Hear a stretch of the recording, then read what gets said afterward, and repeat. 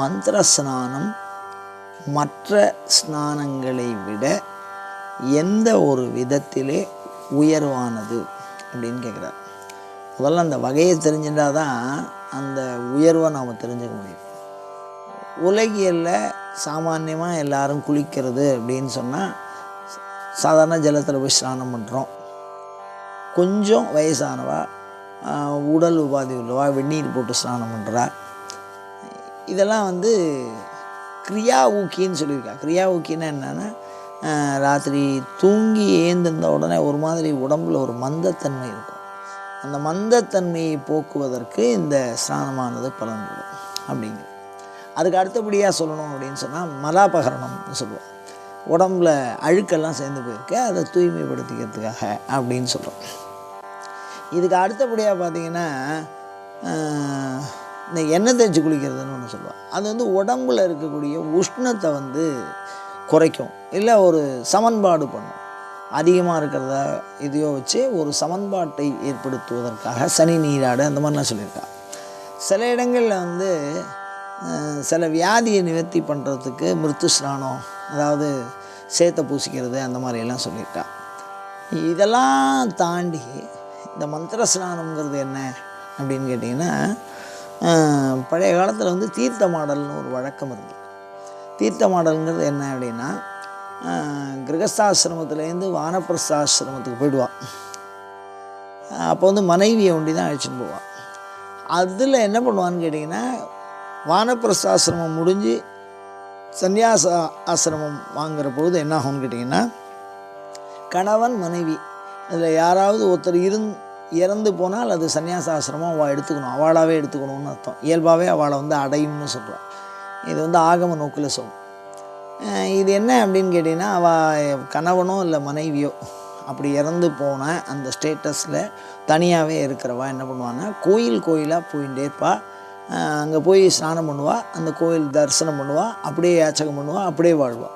அதுதான் தீர்த்த யாத்திரா அப்படின்னு சொல்கிறா. இதெல்லாம் முடியாது. இந்த மாதிரி எந்த விதமான கோயிலாக போகிறது, வீடு வாசல்லாம் திறந்து போகிறது அப்படிங்கிறது பக்குவம் இல்லாத ஒரு நிலையில் இந்த பலனை எதிர்பார்க்கணும். இந்த பலன் நமக்கு வரணும், பாவங்கள் போக்கணும். இந்த கோயிலில் தீர்த்த யாத்திரையாக போக்குறதுங்கிறது பாவத்தை போக்கக்கூடியது. கோயிலில் இருக்கிற ஜலத்தில் போய் ஸ்நானம் பண்ணினால் பாவம் போகும். இது மலத்தோடு சேர்த்து நம்ம அடுத்த ஜென்மத்துக்கு பண்ணது, போன ஜென்மத்தில் பண்ணது, அடுத்த ஜென்மத்துக்காக விளையறதுக்கு காத்துன்னு இருக்கிற பாவம் ஆகாமிய கர்மம்னு பேர். பாதியை தான் நம்ம அனுபவிச்சிருப்போம், மீதி இனிமேல் அனுபவிக்க வேண்டியதெல்லாம் இருக்கோ இல்லையோ, அதில் வரக்கூடிய பாவங்களையும் கூட போக்கக்கூடியதாக கோயிலில் இருக்கக்கூடிய தீர்த்தங்கள் அமைகிறது. அந்த மாதிரி பாவத்தை போக்குவதற்கு தீர்த்தமாடுதல் என்கின்ற இயலாத நிலையில் இந்த மந்திர ஸ்நானத்தை சாஸ்திரம் பரிந்துரை பண்ணுறது. இந்த மந்திர ஸ்நானம்ங்கிறது என்ன அப்படின்னு கேட்டால், ஒரு தீர்த்தத்துக்கு உள்ள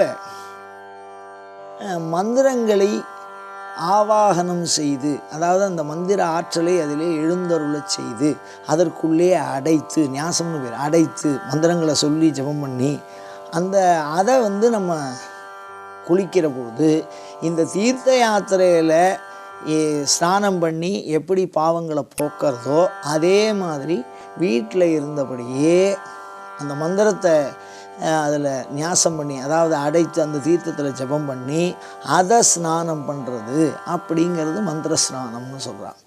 இப்போ சந்தியாவந்தனம் இந்த மாதிரி சில விஷயங்கள், சைவ அனுஷ்டானம், இவைகள்லேயும் கூட இந்த மந்திர ஸ்நானங்களை சொல்லியிருக்கா.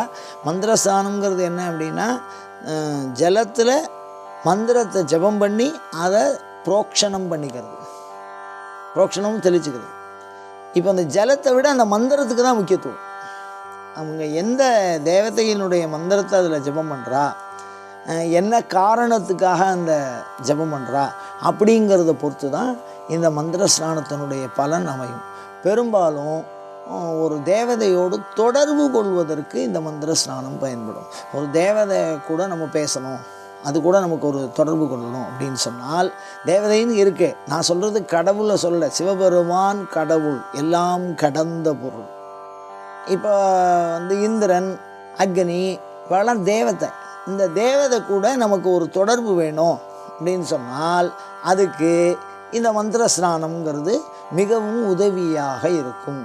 அதனால் இந்த மந்திர ஸ்நானம்ங்கிறது பிற ஸ்நான வகையிலிருந்து எந்த வகையில் மாறுபடுகிறது என்று சொன்னால், ஒரு தேவதையோடு தொடர்பு கொள்வதற்கு இந்த மந்திர ஸ்நானத்தை பயன்படுத்துகிறார்கள். மந்திர ஸ்நானம், மந்திரத்தை எந்த மந்திரத்தை சொல்கிறோமோ அந்த தேவதையோடு அது தொடர்பை ஏற்படுத்தும். மந்திர ஸ்நானம்ங்கிறது ஜபத்தை பண்ணி அதை தலையில் தெளிச்சுக்கிறது, அதுதான் மந்திர ஸ்நானம்னு சொல்கிறோம்.